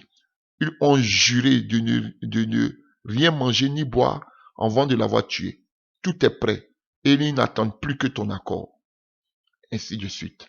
Vous voyez comment Paul a souffert de la part alléluia, des Juifs. Alléluia. Voilà. Alors, maintenant, outre l'évangile, le Messie que Paul annonçait, nous voulons voir encore d'autres causes, d'autres raisons pour lesquelles Paul était encore persécuté. Paul était persécuté parce que non seulement il a abandonné les Juifs, alléluia, parce qu'il travaillait pour le Sanhédrin. Deuxième des choses, il annonçait que Jésus-Christ était le Messie. Alléluia. Ça encore, il ne l'acceptait pas. Mais je vais vous montrer encore quelques exemples. Ça, ce sont les critères encore des religieux pour lesquels Paul a été persécuté par les Juifs. Je vais vous montrer ces exemples-là. Alléluia. Alors, nous allons aller dans la parole. Là, vous allez voir si vous-même vous êtes religieux ou pas. Alléluia. Prenons Acte 18 à partir du verset 12. Acte 18 à partir du verset 12. À l'époque où Galion était gouverneur de la province d'Achaïe, les Juifs s'est mis d'accord pour se saisir de Paul et l'emmena devant le tribunal. Là, il l'accusait ainsi. Écoutez bien. Cet homme cherche à persuader les gens de servir et d'adorer Dieu d'une façon contraire à la loi. Paul se préparait à répondre quand Galion dit aux Juifs, écoutez-moi aux Juifs, s'il s'agissait d'un délit ou de quelque méfait punissable, j'examinerai votre plainte comme il convient. Mais puisqu'il s'agit de discussions sur des mots, sur des noms et sur votre loi particulière, cela vous regarde. Je ne veux pas être juge. Alléluia. Vous voyez? Alléluia. Paul était persécuté aussi par les Juifs à cause du fait qu'il disait de ne plus marcher selon la loi. Ah oui. Et je suis écœuré. Je m'étonne aujourd'hui que, d'ailleurs, mais vous ne marchez même pas selon la loi. Vous faites semblant de marcher selon la loi. Tout ce qui vous préoccupe dans la loi, c'est la dîme. Et quelques pratiques des faux prophètes. Alléluia. Donc, Paul incitait les gens à marcher de façon contraire à la loi. Et je n'arrive pas à comprendre que, je ne sais pas si c'est l'évangile de Paul que vous suivez, mais Paul qui a combattu la loi, vous aujourd'hui vous observez la loi. Mais je suis écœuré. Et c'est pas le seul passage. Acte 21 à partir du verset 28. La semaine exigée pour la purification allait s'achever. Lorsque les Juifs de la province d'Asie virent Paul dans la cour du temple, vous voyez, c'est dans la cour, ils ameutaient toute la foule et se jetaient sur lui en criant: Israélite, au secours, le voilà, celui qui ne cesse de prêcher partout et à tout le monde contre notre peuple, contre la loi de Moïse et contre le temple. Et même à présent, il a introduit des païens dans l'enceinte sacrée. Il a souillé le saint lieu. Il disait cela parce qu'ils avaient vu Trophime d'Éphèse en ville avec lui. Ils s'imaginaient que Paul l'avait fait entrer dans la cour intérieure du temple. L'agitation gagna la ville tout entière et le peuple accourit en foule de toutes parts. On s'empara de Paul et on le traînait hors de la cour du temple, dont on ferma immédiatement les portes. On cherchait à le mettre à mort quand le commandant de la garnison romaine fut informé que tout Jérusalem était en effervescence. Aussitôt, il rassembla des soldats avec les officiers, se précipita vers la foule. Dès qu'on aperçut le commandant et les soldats, on cessa de battre Paul. Alors le commandant s'approcha, fit saisir Paul et donna l'ordre de le lier avec une double chaîne. Puis il demanda qui il était et ce qu'il avait fait. Mais dans la foule, les uns criaient une chose, les autres une autre, et le commandant ne put rien savoir sur ce tumulte. Alors il ordonna de conduire Paul dans la forteresse. Alléluia. Trois choses. Alléluia. Trois choses. La première des choses, à part le fait que Paul les avait abandonnés, alléluia, il persécutait plus l'église, Paul les annonçait que Jésus-Christ était le Messie. Il ne voulait pas accepter cela. Deuxième des choses, ils étaient contre Paul parce que Paul prêchait contre la loi, il prêchait contre le temple, alléluia, et il prêchait contre le peuple d'Israël. Voilà. Le temple et les lois. Voilà.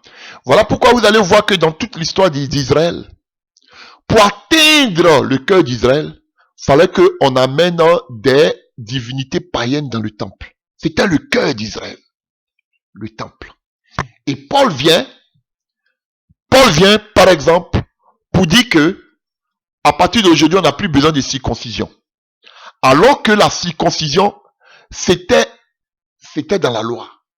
Le 8e jour, un enfant devait être circoncis. Alléluia, chers frères et sœurs. Et tous ceux qui étaient des prosélytes, qui n'étaient pas du peuple d'Israël, qui voulaient se convertir au judaïsme, les hommes, ils devaient se faire circoncire. Et Paul vient pour dire, on n'a plus besoin de cela. On n'a plus besoin d'observer les ordonnances de la loi. Alléluia, même la nourriture, on n'a plus besoin d'observer tout ce qu'on appelle le rite qu'il faut pour pouvoir prier dans le temple. Que c'était l'image des choses à venir. Tout est en Christ. Alléluia. Et moi, je m'étonne qu'aujourd'hui, Paul a été persécuté parce qu'il ne marchait plus selon la loi. Mais il se servait de la loi pour montrer que Jésus-Christ était le Messie qu'attendait Israël. Mais comment ça s'est fait qu'aujourd'hui, Paul qui était maltraité parce qu'il prêchait contre la loi, vous aujourd'hui vous observez la loi. Raison pour laquelle vous êtes de mèche avec aujourd'hui les Israélites pour rebâtir le 3e temple. Un chrétien ne marche plus selon la loi. Nous sommes affranchis de la loi. C'est ce que Paul prêchait. Et les gens, les Juifs, l'en voulaient pour cela parce qu'ils prêchaient contre la loi. Donc aujourd'hui, si vous entendez avec les Israélites, c'est parce que vous acceptez la loi. C'est que Paul a combattu. Voilà toute la vérité. Et dans ce documentaire que je vous ai fait écouter, un Israélite disait que lui, ça l'arrange parce que les chrétiens croient au Nouveau Testament et à l'Ancien Testament. Mais si vous leur dites que vous ne croyez pas à l'Ancien Testament, ça va mettre un tollé. Vous voyez, Paul nous disait de ne pas marcher selon la loi. Et les gens lui reprochaient cela. Mais vous, aujourd'hui, les soi-disant croyants, vous croyez et vous observez la loi. Voici le dilemme. Et du coup, vous rejoignez les Israélites. Parce que vous croyez à la loi. Mais eux ne croient pas à votre évangile. Et Paul a été bouleversé, Paul a été persécuté à cause de la loi. Alléluia. Et c'est ça qui était un exemple, le problème à Antioche. Vous pouvez voir en Actes 15, à partir du verset 1, quelques hommes venus de la Judée arrivaient à Antioche. Ils enseignaient les frères en disant, si vous ne vous faites pas circoncis comme Moïse l'a prescrit, vous ne pouvez être sauvés. Et en résultat, un conflit et de vives discussions avec Paul. Il en résulta un conflit et de vives discussions avec Paul et Barnabas. Finalement, il fut décidé que Paul et Barnabas montaient à Jérusalem avec quelques autres frères pour parler de ce problème avec les apôtres et les responsables de l'église. L'église pourvue à leur voyage, ils traversaient la Phénicie et la Samarie, rencontrant comment les non-juifs se tournaient vers Dieu. Et nous les frères, tous les frères en eurent beaucoup de joie. À leur arrivée à Jérusalem, il fut accueilli par l'église, les apôtres et les responsables.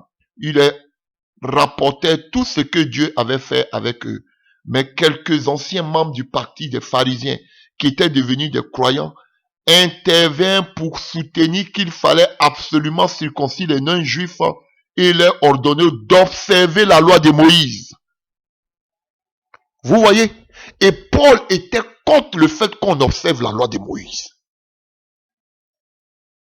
Mais comment ça se fait que vous, aujourd'hui, les croyants, vous observez la loi de Moïse? Voici le véritable problème.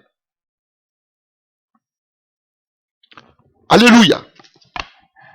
Voyons encore un autre exemple. Ça, c'est Étienne. Acte 6, à partir du verset 11. Là-dessus, il payait des gens pour dire, nous l'avons entendu prononcer des paroles blasphématoires contre Moïse et contre Dieu. Il émettait ainsi le peuple, les responsables du peuple et les spécialistes de la loi. Survenant à l'improviste, ils s'emparaient d'Étienne et l'amenèrent au grand conseil. Là, il fit comparaître de faux témoins qui déposaient contre lui. Cet homme que voici, dit-il, ne cesse de discourir contre ce lieu saint et contre la loi de Moïse. En effet, nous l'avons entendu dire que c'est Jésus de Nazareth détruisait ce lieu et changerait les coutumes que Moïse nous a transmises. Voici tout le vrai débat. La loi de Moïse et le temple. Ah oui, frère. Mais c'est pour ça qu'ils ont tué Étienne. C'est pour ça que Paul a souffert le martyre. C'est pour ça que les apôtres Pierre et autres et Jacques, tous ceux-là, ils ont subi le martyre par les Juifs. À cause de quoi? La loi de Moïse, alléluia, et le temple. Mais c'est pas aujourd'hui, c'est pas les mêmes choses dans lesquelles vous êtes plongés aujourd'hui. Ceux pour lesquels les apôtres sont morts, c'est ça aujourd'hui, vous êtes tentés de, alléluia. C'est ce que vous faites aujourd'hui. Vous êtes dans la loi. Alléluia. Vous êtes encore dans la construction des temples, des méga-churches. Vous voulez dominer le monde. Alléluia. En imposant votre méga-church, on montre déjà la puissance, le pouvoir, la domination. Alléluia. Voilà. Vous voulez concurrencer maintenant le catholicisme romain. Des choses pour lesquelles Paul a souffert. Les apôtres sont morts. Beaucoup de chrétiens sont morts. Alléluia. On a vu Paul qui rentrait dans les maisons des chrétiens et qui les massacrait, qui les prenait, qui les amenait en prison. Chers frères et sœurs, vous, ce que les apôtres ont vomi, vous êtes venus manger ces vomissements. Vous êtes tous dans la loi. Vous observez tous ces pratiques de la loi. Vous êtes aujourd'hui, pendant que Paul est tenté de prêcher pour les gens quittaient le judaïsme, aujourd'hui, vous-même, de votre propre gré, vous rentrez dans le judaïsme. Ici, et pas seulement le judaïsme, vous entrez encore dans la branche occulte du judaïsme qu'on appelle la Kabbale juive. C'est grave. Jusqu'à chercher à rebâtir le temple de Jérusalem. Mais là, je n'ai pas de mots. Où va l'église? Matthieu 7, verset 7. Hypocrite, leur répondit-il, Ésaïe vous a fort bien dépeint dans sa prophétie, où il est écrit, ce peuple m'honore du bout des lèvres, mais son fond, au fond de son cœur, il est bien loin de moi. Le culte qui me rend n'a aucune valeur, car les enseignements qu'il donne ne sont que des règles, des règles inventées par les hommes. Alléluia. Voilà. Vous mettez de côté le commandement de Dieu pour sauver la tradition des hommes. Aujourd'hui, la tradition aujourd'hui entrée dans l'église. On a toutes sortes d'hérésies, toutes sortes de prédications. La tradition des hommes et des démons, tels que le voyage astral, tel que le développement personnel, tel que la prospérité. Voilà des traditions d'hommes et des démons qui pullulent aujourd'hui dans l'église. Alléluia. Contre le temple, contre la loi de Moïse et contre ce peuple. Parce que parmi tous les peuples du monde, c'est le peuple d'Israël que Dieu avait choisi.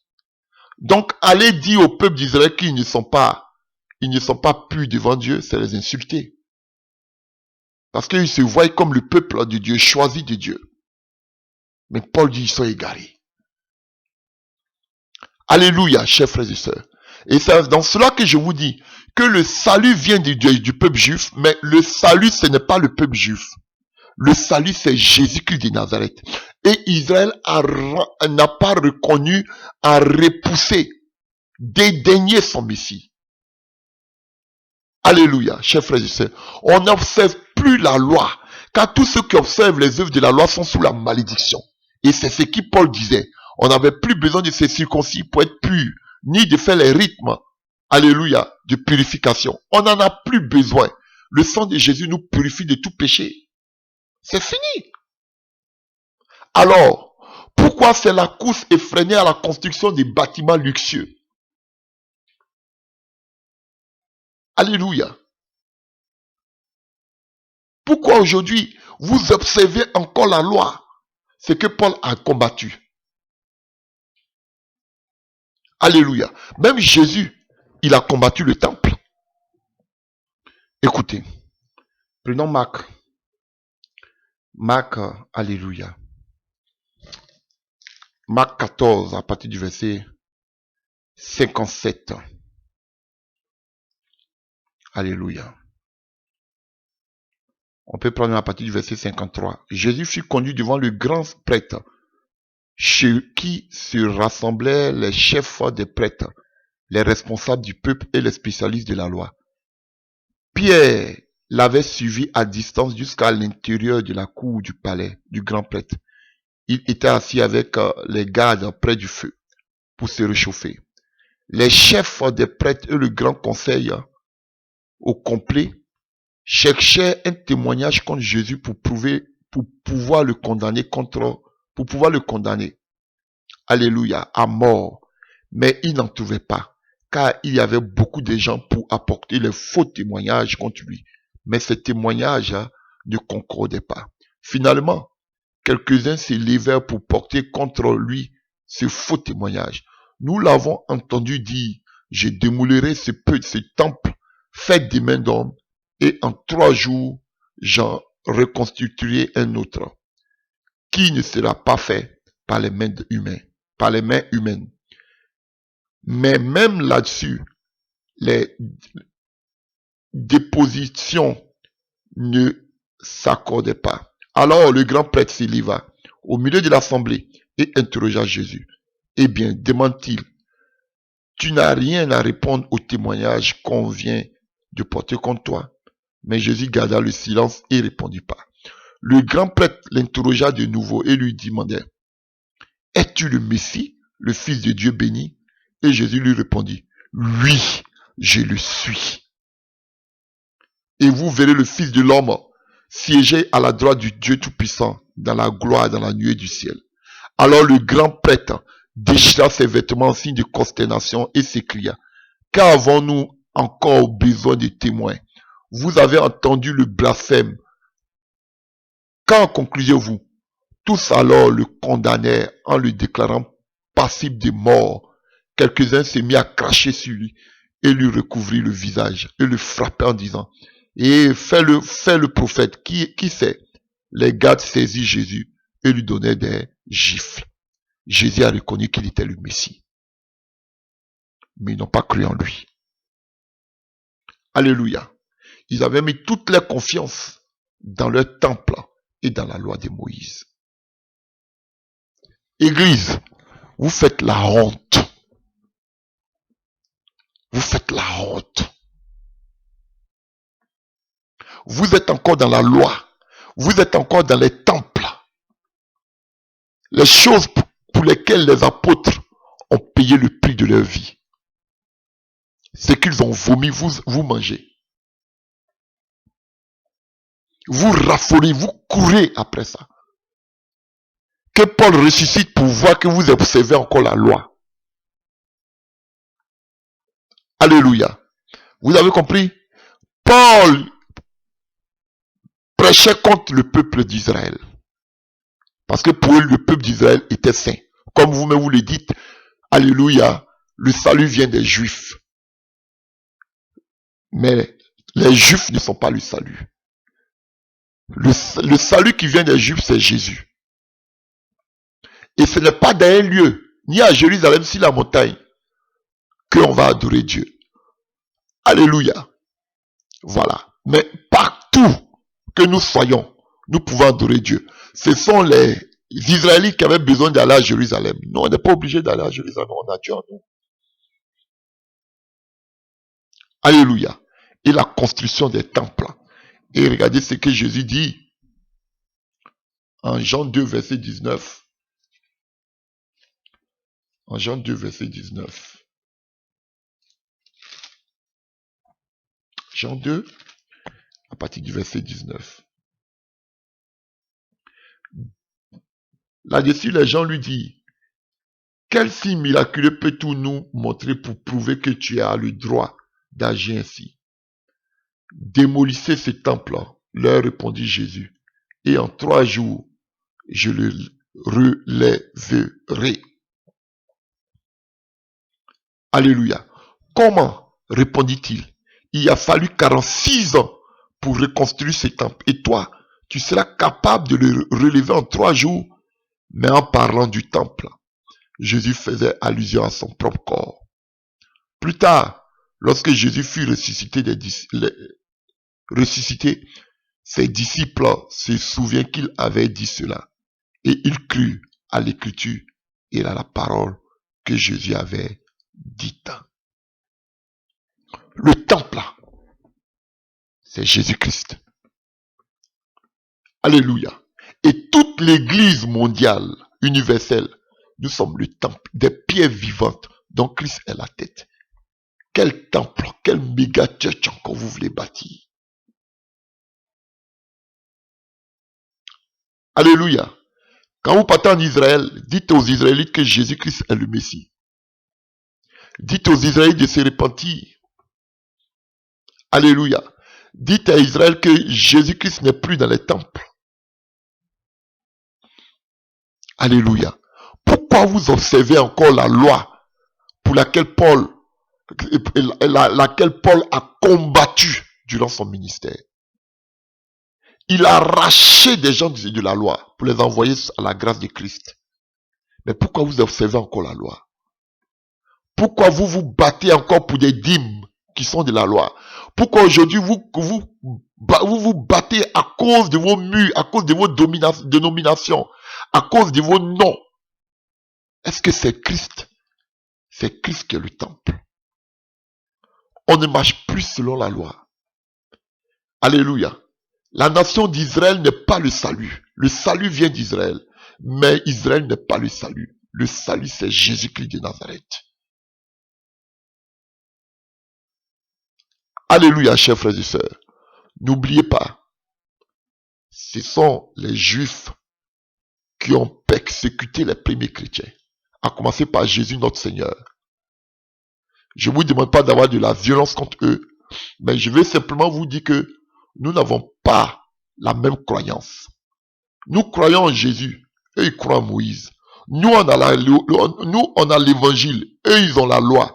Nous on a la terre, nous on a la nouvelle Jérusalem, eux ils ont la Jérusalem terrestre. Nous on a le sang de Jésus qui nous purifie de tout péché. Eux ils ont encore les sacrifices de moutons. Alléluia. C'est pas la même chose. Nous on a l'enlèvement, eux ils ont le millénium. Voilà. Nous, on a les ministères. Eux, ils ont qu'on appelle, ils ont le sacerdoce. Je vais vous parler toujours, je vous entends toujours sacerdoce.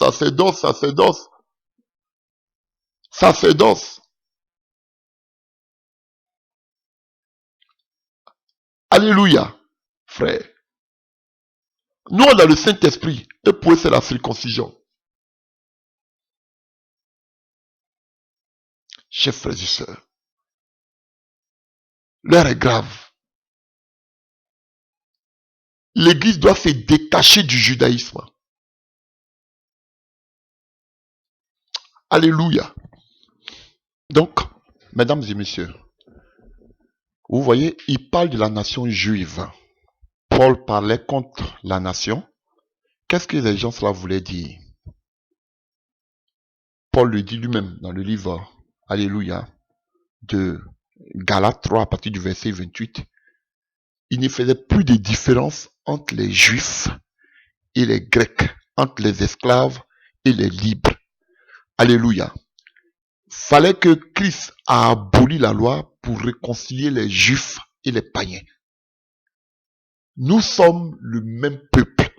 Il n'y a pas un peuple qui est supérieur à l'autre. Paul a dit, il n'y a plus de juifs, il n'y a plus de grecs, il n'y a plus de romains en Christ. Eux, ils disent, ils ne veulent pas. Les autres sont des païens, mais eux, ils sont le peuple de Dieu. Voilà pourquoi il disait que Paul parle contre leur peuple. Parce que Paul mettait tous les autres peuples au même pied d'égalité que les juifs. Par le sang de Jésus-Christ de Nazareth. Alléluia.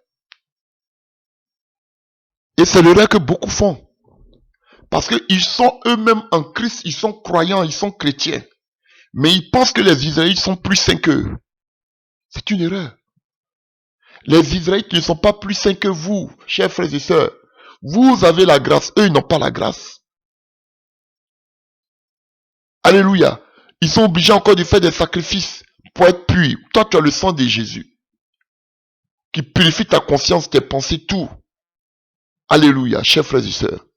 Nous avons le Christ. Ils ne sont pas supérieurs à nous. C'est un complexe que beaucoup se mettent en eux. Non. Alléluia. Lisons pour finir. Donc, mesdames et messieurs, vous pouvez lire tout l'épître aux Romains. Romains 9. Pour voir, Paul parle de l'égarement. Alléluia. À l'égard d'Israël. L'égarement du peuple d'Israël. Il parle de la loi. Il parle du culte. Alléluia. Voilà. Ils sont séparés de Christ. Voilà. Chers frères et sœurs. Voilà. Donc, je ne comprends pas pourquoi l'Église doit maintenant se mettre en accord avec Israël pour rebâtir le troisième temple. Alléluia. Ce sont des personnes qui ne croient pas en l'enlèvement. Christ ne va pas venir s'installer dans un temple. Alléluia. Chers frères et sœurs, n'oubliez pas qu'Israël ne croit pas à notre Messie qui est Christ. Israël ne croit pas à l'Évangile. Et c'est Israël qui a persécuté les Juifs, qui ont persécuté les premiers chrétiens, qui ont fait tuer les premiers chrétiens, qui ont fait tuer Jésus-Christ de Nazareth. Alléluia. Et Paul a pris tout son temps à annoncer l'évangile aux Israélites, leur dit que Jésus-Christ de Nazareth était le Messie. Jésus même l'a dit, il dit oui, je le suis. Ils n'ont pas cru en lui. Je ne sais pas maintenant pourquoi tout d'un coup toute l'église aujourd'hui veut se rallier à Israël. Israël, c'est vrai, ils ont besoin du Seigneur, mais ils ne vont pas l'accepter parce qu'ils marchent selon la loi. Frère, réveillez-vous. Prions pour Israël. Israël s'est égaré jusqu'au retour du Seigneur Jésus. La deuxième venue. Parce qu'ils vont crier parce qu'ils vont accepter l'Antichrist comme les sauveurs. Alléluia. Et quand ils vont voir qu'ils étaient bernés par l'Antichrist, c'est là qu'ils vont se tourner vers Christ. Alléluia. En ce moment, l'église est déjà dans le ciel. Alléluia. Paul a combattu le temple. Comment un temple que Paul a combattu, c'est ça que vous l'allez rebâtir. Jésus même a dit que ce temple-là sera détruit, va le rebâtir en 3 jours. Il parlait de son corps. Quel temple, quel méga church encore vous voulez bâtir pour le Seigneur? Quel méga church? Il n'a pas besoin de méga church. Pourquoi vous observez encore la loi? Alléluia. Pourquoi aujourd'hui tout le monde converge vers Israël? Parce qu'on pense que Israël est le peuple saint.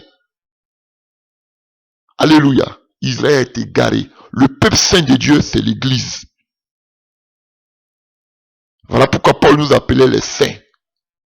Les saints, ce ne sont pas les Israélites. Alléluia. Sur ce, que Dieu vous bénisse. Alléluia. Cette prédication, c'est pas pour vous inciter à la colère, à la haine contre Israël. Non. Alléluia. C'est pour ouvrir vos yeux, pour vous montrer que nous n'avons pas les mêmes croyances, nous et puis les Israélites. Ils sont plongés dans la loi. Nous, on est sur la grâce de Dieu. Alléluia. Vous ne devez plus marcher selon la loi parce que la loi, Paul a combattu la loi. Il a combattu la loi. Mais je suis surpris qu'aujourd'hui, c'est que Paul a vomi, c'est ce que vous partez reprendre. Paul a combattu les temples. Eux-mêmes, ils ont dit. Alléluia. Et mais aujourd'hui, vous retournez encore pour rebâtir encore des temples. Que Dieu vraiment ait pitié de vous. Posez-vous la question. Est-ce que vous êtes des religieux ou bien vous êtes des chrétiens? Parce que tous ces juifs-là, c'était des religieux. Alléluia. Est-ce que vous êtes des religieux? Vous observez les pratiques, les rites de la loi. Alléluia. Comme les juifs, vous avez des chandeliers, d'autres s'appellent sacrificateurs. Vous avez des huiles d'onction et autres. Frère, revenez à l'évangile, s'il vous plaît. Revenez à l'évangile. Et n'oubliez pas, notre Seigneur Jésus a été tué par les Juifs. Les premiers chrétiens ont été persécutés par les Juifs avant que les Romains ne viennent, avec Néron et autres. Ça, ne l'oubliez pas. On n'a pas la même croyance, nous et puis les Israélites. Donc je me demande, je tombe des nues, c'est quelle alliance que vous voulez faire avec Israël? Voilà. Si ce, que Dieu vous bénisse au nom de Jésus-Christ, notre Dieu. Amen.